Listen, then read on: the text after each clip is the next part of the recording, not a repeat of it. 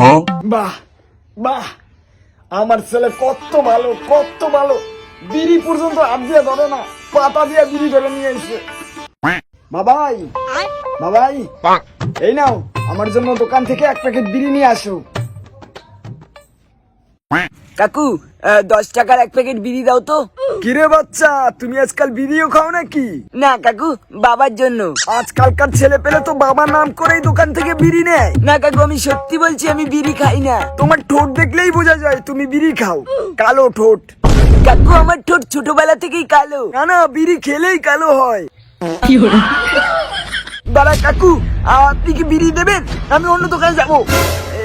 এই বাড়া, রাগ করছো কেন? আমি তো তোমার সাথে একটু মজা করছিলাম। এই নাও বিড়ি।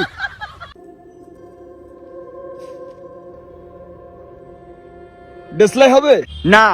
কেন? কারণ আমি বিড়ি খাই না। কেন খান না? ভালো লাগে না তাই খাই না। কেন ভালো লাগে না? এমনি ভালো লাগে না। তাহলে একটা বিড়ি দেন।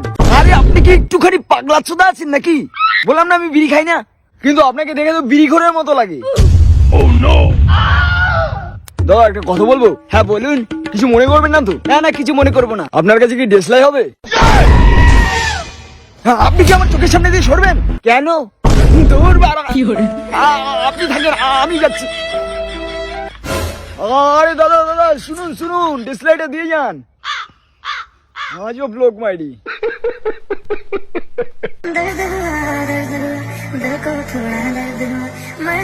ভাই সালাম আলাইকুম।